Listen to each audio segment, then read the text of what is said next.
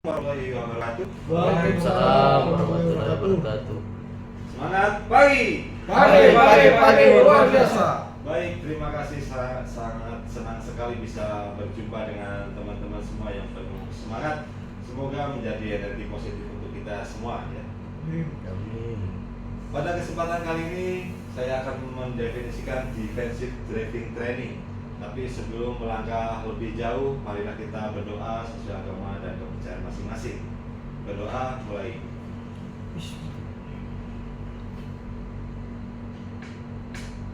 Doa selesai. Baik, terima kasih teman-teman.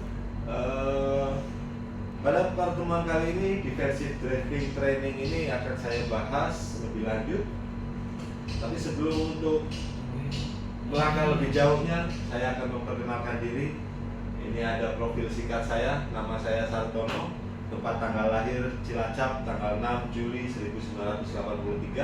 Pekerjaan saat ini saya bekerja di PT Mitra Bor Nusantara dari bulan Juli 2021 hingga sekarang.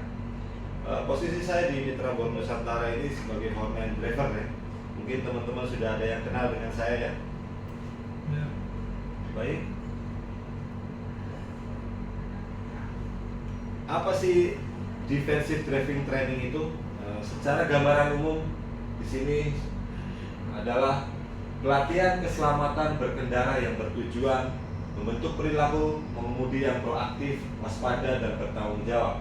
Melalui DBT ini, pengemudi diajarkan untuk mengenali dan mengantisipasi berbagai potensi bahaya di jalan,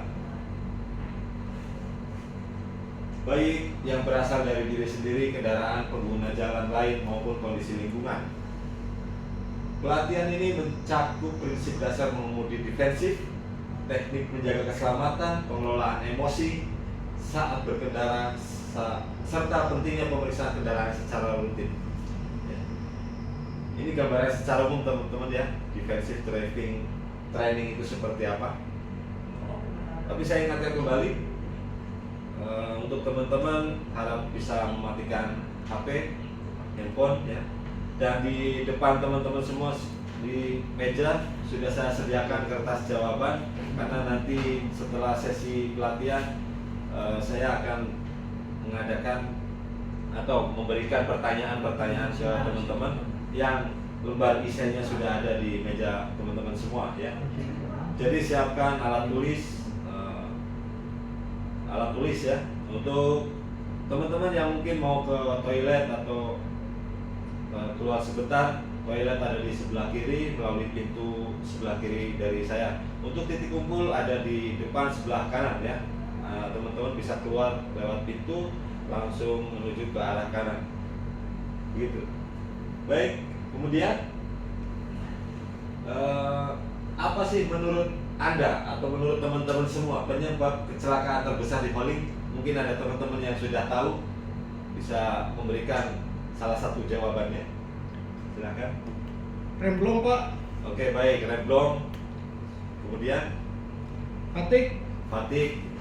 Baik, itu adalah salah satu atau beberapa contoh kecelakaan-kecelakaan di hauling. Ya. Oke, next. Sebagian besar insiden kendaraan ditambang terjadi karena kelalaian manusia. Apa sih kelalaian manusia? Contohnya seperti apa sih? Seperti yang tadi teman-teman sudah utarakan, ada fatigue, ada remblong, itu termasuk kelalaian dari manusia itu sendiri ya. Mungkin kurangnya istirahat, kurangnya waktu tidur mengakibatkan fatigue. Akibatnya kita membawa unit kurang konsentrasi dan bisa menyebabkan kecelakaan ya. Termasuk perawatan unit yang kurang diperhatikan, akhirnya bisa menyebabkan remblong atau hal-hal lain yang tidak kita inginkan. Itu sebagai insiden yang diakibatkan oleh kelalaian manusia. Dan ada faktor lingkungan. Mungkin teman-teman ada yang tahu insiden terbesar kendaraan ditambang karena faktor lingkungan? Jalan licin mungkin Pak. Baik, jalan licin. Baik, itu salah satu contoh ya, termasuk jalan licin itu adalah faktor kecelakaan karena lingkungan. ada jalan licin, mungkin ada jalan yang sedang diperbaiki tapi belum selesai, tanpa ada tanda-tanda kita tetap melaluinya, itu mengakibatkan kecelakaan yang disebabkan oleh faktor lingkungan, ya. Ataupun jalan yang berubah-ubah karena memang di tambang ini kita sering melihat bahwa jalan itu sering diarahkan ke arah yang lain. Jadi kita harus betul-betul bisa melihat rambu-rambu hauling yang ada. Itu faktor kendaraan atau unit yang tidak layak jalan. Ada teman-teman yang tahu faktor unit seperti apa yang tidak layak jalan? Mungkin mesinnya mengalami panas. Baik, faktor kendaraan unit atau yang tidak layak jalan termasuk tadi teman-teman sudah katakan, sudah sebutkan, mesin mengalami kenaikan temperatur, overheat, ya. Itu karena kurangnya pengecekan, mungkin ada kebocoran di radiator, itu termasuk unit yang sudah tidak layak jalan. Untuk mengantisipasinya, kita bisa melaporkan ke pimpinan kita di area tambang, pimpinan ke perusahaan kita sendiri, atau bisa langsung ke mekanik untuk dianalisa kerusakannya seperti apa aja. Tetapi kendaraan atau kendaraan yang sudah tidak layak jalan tidak seharusnya dioperasikan karena akan menyebabkan insiden di tambang. Itu termasuk kelalaian-kelalaian yang terjadi di tambang, ya. Insiden kendaraan yang terjadi di tambang termasuk kelalaian manusia seperti itu. Kemudian di sini ada apa itu defensive training? Defensive training menurut definisinya adalah defensive driving adalah teknik mengemudi dengan cara yang aman, antisipatif, dan bertanggung jawab untuk mencegah kecelakaan. Kenapa penting? Karena tidak semua pengemudi bertindak rasional di jalan. Kita harus siap menghadapi hal tak terduga, ya. Pertama, definisi driving adalah teknik mengemudi dengan cara yang aman. Bagaimana kita bisa mengendara kendaraan dengan aman, ya? Pertama, mungkin ada teman-teman ada masukan bagaimana kita mengendarai unit kita dengan aman di jalan hauling? Patuhi rambu-rambu. Baik, itu termasuk salah satu cara untuk kita mengendarai unit kita di tambang dengan aman, yaitu mematuhi rambu-rambu hauling yang sudah tersedia, ya. Terus kemudian menjaga jarak antara unit satu dengan unit yang lain. Itu termasuk salah satu cara untuk kita berkendara secara aman dan melakukan komunikasi dua arah dengan kendaraan-kendaraan yang ada di depan kita maupun di belakang kita. Antisipatif itu kita sebelum berkendara atau sebelum mengendarai unit ini, kita sudah mengetahui atau memprediksi bahwa unit-unit yang kita kendarai saat melenggang atau menyalip, kita sudah berkomunikasi dengan unit-unit yang ada di depan kita yang akan kita lenggang. Jadi menjadikan ada komunikasi dua arah dan kita sudah mengantisipasinya seperti itu, ya. Dan bertanggung jawab untuk mencegah kecelakaan. Setiap pengemudi ini mempunyai tanggung jawab yang sama, ya, untuk mencegah kecelakaan di jalan hauling maupun di lokasi-lokasi tambang, karena memang unit yang kita kendarai ini kita harus pastikan aman, selamat, baik pengemudi ataupun lingkungan sekitarnya, ya. Itu kenapa penting defensive training ini, karena memang seperti yang sudah saya jelaskan tadi. Kemudian prinsip dasar defensive training ini ada yang saya buat sendiri, yaitu SIP-D.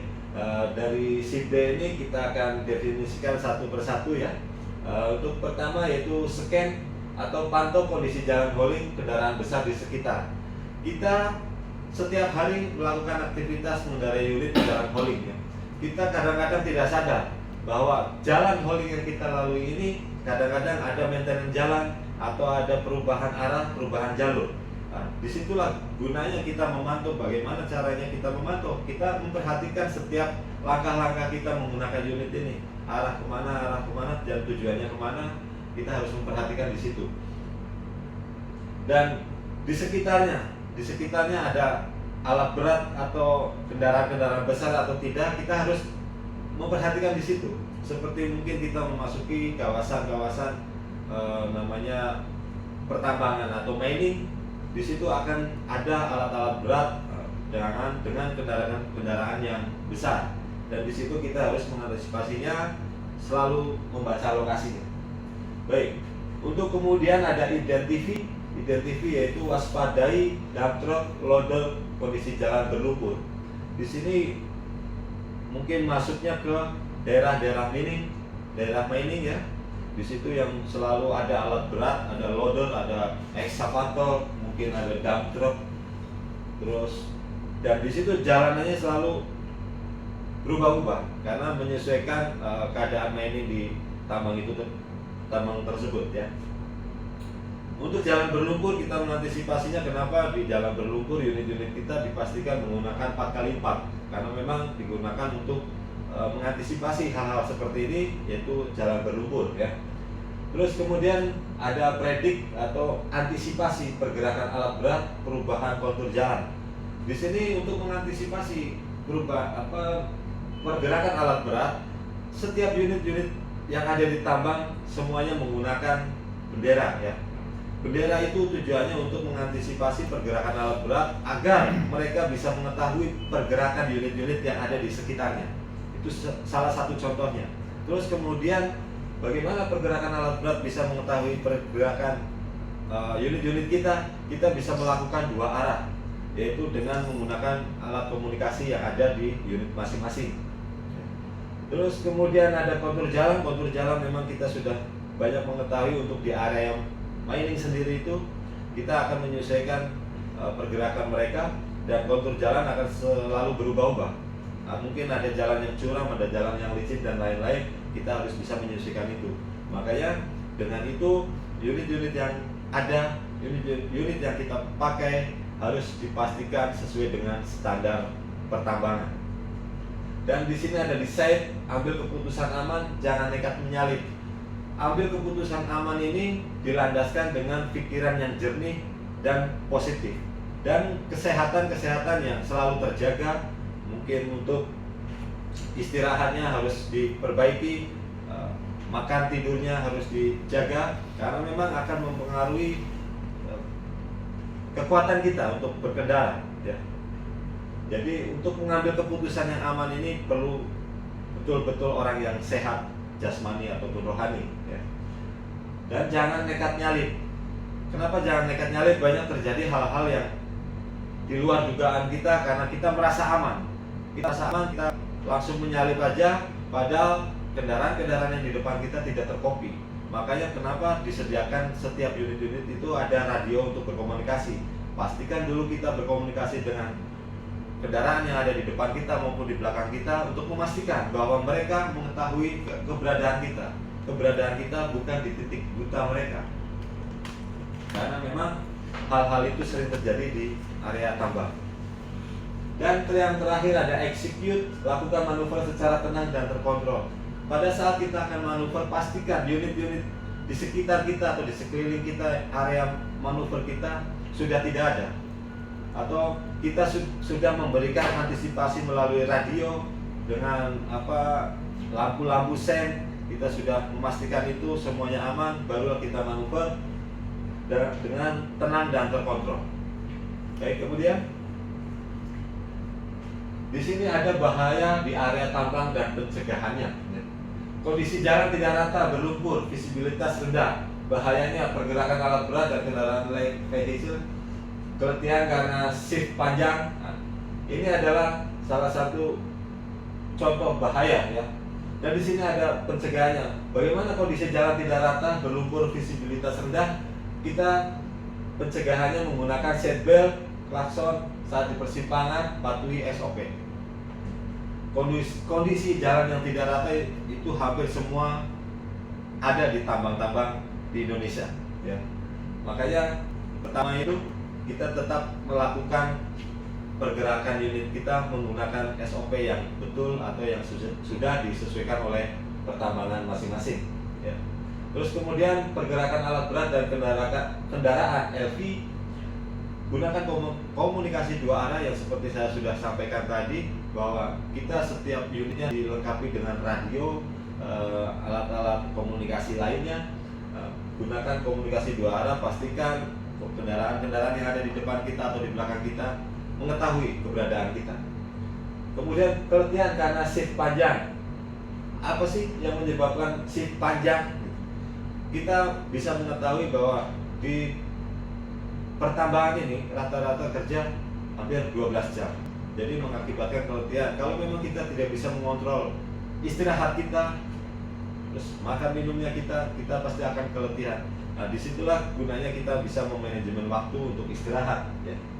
Baik, itulah bahaya daerah tambang dan pencegahannya sudah saya ulas sedikit. Ya. Kemudian teknik mengemudi defensif di tambang. Di tambang ini ada beberapa peraturan ya, antara jaga jarak mobil satu dengan yang lain atau unit satu dengan yang lain. Ini sudah ditentukan oleh peraturan-peraturan tambang. Di antaranya yaitu jaga jarak minimal 50 hingga 100 meter dengan kendaraan di depannya. Tidak mendahului tanpa visibilitas cukup. Waspadai blind spot alat berat, selalu jaga komunikasi via HT. Gunakan lampu strobo dan rotator sesuai standar tambang. Dan ini termasuk teknik-teknik mengemudi di tambang ini. Ini semua perusahaan sudah menyediakan itu. Jadi kita sebagai driver harus bisa mengaplikasikannya, karena memang ini hal-hal yang sangat penting, seperti tidak boleh menyalip di tikungan, menyalip di tanjakan dan turunan. Itu semua sudah ada SOP-nya setiap masing-masing perusahaan atau pertambangan. Kemudian pemeriksaan harian kendaraan atau yang biasa kita sebut P2H ya. Yang pertama ada ban, lampu, rem, air radiator, kondisi bodi. Ini kita akan selalu mengecek keadaan ban, lampu, rem, air radiator, kondisi bodi ya. Kita harus selalu continue. Karena apa? Unit yang kita kendarai ini setiap hari kita harus periksa, karena memang pekerjaan di tambang ini bukan sekali dua kali dipakai. Ini unit-unit yang kita pakai selalu kontinu, bisa siang malam. Jadi pastikan unit yang kita kendarai, karena memang bawa nyawa kita, pastikan unit itu aman ya. Termasuk dari ban, kalau memang ban sudah gundul kita ganti. Lampu mungkin ada yang putus, kita bisa langsung koordinasi dengan mekanik untuk pergantian ya. Terus rem, nah ini rem salah satu hal yang paling penting ya. Pengecekan rem ini harus dipastikan setiap kita mengendarai unit ya, sebelum mengendarai unit. Jadi P2H itu benar-benar diperhatikan dengan teliti. Kemudian ada cek klakson HT alat pemadam kondisi kabin bersih. Kenapa cek klakson?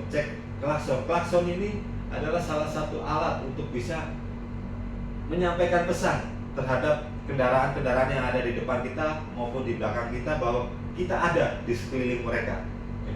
Dan HT atau alat komunikasi yang biasa kita gunakan, dan teman-teman semua sudah tahu HT itu seperti apa, atau ada radio yang di unit masing-masing itu biasa kita gunakan untuk selalu berkomunikasi. Baik itu komunikasi dengan di depan unit, unit yang ada di depan kita, ataupun yang di belakang kita, ataupun sekeliling kita. Terus kemudian di sini ada alat pemadam. Kenapa penting di unit ini kita pasang alat pemadam? Karena untuk menghindari atau mencegah terjadinya konsleting listrik, kita sudah punya alat pemadam kebakaran, tidak harus nunggu pemadam datang kita. Ya, ini untuk mengantisipasi dengan cepat ya. Makanya alat pemadam kebakaran ini sangat penting untuk di unit kita masing-masing. Jadi pastikan alat pemadam kebakaran ini masih berfungsi atau tidak, masih sesuai SOP atau tidak. Jadi itu harus dipastikan setiap harinya di dalam P2H. Untuk kondisi kabin bersih. Kenapa harus kondisi kabin bersih? Karena kondisi kabin yang bersih mencerminkan kesehatan masing-masing driver atau masing-masing pengemudi ya. Kita bawa unitnya juga nyaman ya, tidak kotor kemana-mana. Itu salah satu hal yang harus memang betul-betul dijaga. Kemudian ada laporkan temuan ke pengawas sebelum beroperasi. Setelah kita melakukan P2H, mungkin kita sering ada temuan, mungkin ada rotator mati, ada kabel putus, ada ban yang kempes, ada alat yang tidak berfungsi seperti dongkrak dan lain-lain. Kita bisa langsung melaporkan pengawas sebelum beroperasi. Jangan kita memaksakan unit yang sudah kita P2H dan ada temuan kerusakan, tetapi kita masih memaksakan untuk jalan, ya. Jadi tolong laporkan segera ke pengawas. Baik, kemudian di sini ada remblong. Bagaimana cara penanganan remblong, ya? Pertama, intinya itu harus jangan panik. Ya. Jangan panik, karena kalau kita panik semua pikiran yang ada di otak kita akan hilang. Makanya teman-teman saya sarankan, begitu kita mengalami remblong, usahakan tenang dan jangan panik. Dan ada langkah-langkah, beberapa langkah, yaitu untuk mengantisipasinya. Kita bisa turunkan gigi, langsung tarik engine brake, ya. Atau kemudian bisa nyalakan klakson dan lampu hazard. Kenapa harus menyalakan klakson? Untuk memberi pesan ke kendaraan di sekeliling kita bahwa kita sedang bermasalah, unit yang kita kendarai sedang bermasalah, agar mereka bisa mengantisipasinya atau menjaga jarak dengan kita. Termasuk lampu hazard. Arahkan ke jalur darurat atau area aman. Kenapa harus diarahkan ke jalur darurat? Nah, setiap tambang ini memiliki jalur darurat masing-masing, baik di Jalan Holi maupun di mining sendiri atau di tempat lokasi tambang itu sendiri, ya. Jadi kita harus selalu berpikir bahwa unit yang kita alami kerusakan remblong ini, kita harus berpikir arahkan ke jalur darurat, karena untuk mengantisipasi tidak terjadi hal-hal lain mengenai teman-teman driver kita yang lain, atau mengenai sesuatu yang berguna di situ, ya. Terus kemudian kita akan gesekkan unit secara pelan-pelan, gesekkan kendaraan secara terkontrol ke tebing. Setiap jalan hauling ini biasa difasilitasi tebing, karena memang untuk mengantisipasi hal-hal seperti itu. Jadi kita gesekkan unit kita secara perlahan dan tetap terkontrol. Tetap terkontrol artinya kita jangan sampai lompat, jangan sampai keluar dari unit. Kita tetap mengontrol unit itu, walaupun itu unit kita sudah tergesek dengan tebing, ya.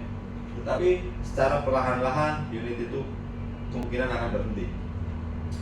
Kemudian setelah unit itu sudah berhenti, kita bisa mematikan mesin, lalu kita komunikasikan melalui radio kepada pin kita atau kepada pengawas kita, ya, untuk melihat unit yang kita kendarai ini yang bermasalah, untuk melakukan pengecekan kembali atau penanganan kembali. Setelah berhenti, amankan area. Kita bisa memakai safety cone atau safety line, ya. Kemudian kita komunikasi melalui radio, memberitahukan teman-teman di sekeliling bahwa unit kita bermasalah, ya. Mungkin itu penanganan cara remblong, yang intinya kita jangan panik, ya. Dan kemudian di sini ada kebakaran, ya, yang tadi sudah saya sebutkan, kebakaran terhadap unit. Kebakaran yang terjadi di unit biasanya karena terjadi konsleting listrik. Langkah pertamanya yaitu hentikan kendaraan, arahkan ke area aman atau jalur penyelamat jika memungkinkan. Itu saya sudah jelaskan tadi, ya. Gunakan rem tangan setelah kendaraan benar-benar berhenti, matikan mesin, segera matikan mesin untuk menghentikan suplai bahan bakar dan mencegah api menyebar. Nah, setelah unit ini kita berjalan pelan, matikan mesin agar bahan bakar yang mungkin ada kebocoran, ya, kita bisa menghentikan itu. Mungkin ada oli-oli yang bocor, kita bisa menghentikan itu, ya. Terus putuskan sambungan kelistrikan. Di unit masing-masing ada aki. Nah, kita bisa cabut kabel aki, salah satu kabel aki itu untuk memutus suplai arus ke unit, ya. Terus kemudian lakukan pemadaman dengan apar, atau kita setiap unit ini dilengkapi dengan loto, yaitu lock out take out. Di situ bisa untuk mematikan dan menghidupkan unit, ya. Jadi pastikan kita bisa menggunakan lock out atau take out itu dengan benar. ya, dan loto itu masih berfungsi dengan baik. Kemudian seperti yang tadi saya jelaskan ke Bapak Ibu semua, teman-teman semua yang hadir di sini pelatihan ini, tadi saya sudah sediakan kertas dan Bapak Ibu, teman-teman semua saya sudah sarankan untuk menggunakan pensil atau pulpen ya untuk pelatihan ini. Dan di sini di akhir pelatihan ini saya ada evaluasi ya yang teman-teman nanti harus isi ya. Saya kasih waktu 2 menit. Setelah 2 menit isi ini pertanyaan ini, soal-soal ini tolong dikumpulkan di meja paling depan ya. Baik, silakan Bapak Ibu, teman-teman, soal esai dan soal pilihan ganda bisa dikerjakan sekarang. Saya kasih waktu 2 menit.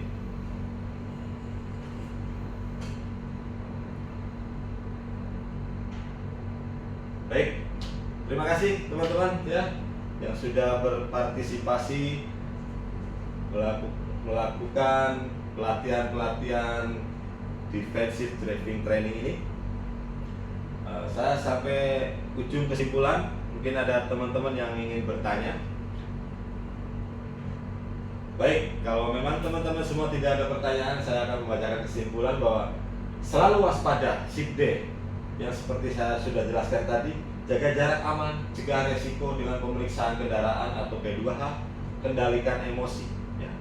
Terus kemudian untuk di penghujung pelatihan ini saya ucapkan banyak terima kasih atas kehadirannya teman-teman semua. Semoga apa yang saya sampaikan bisa menjadi tambahan referensi atau tambahan ilmu untuk teman-teman semua. Wassalamualaikum warahmatullahi wabarakatuh. Waalaikumsalam. Terima kasih.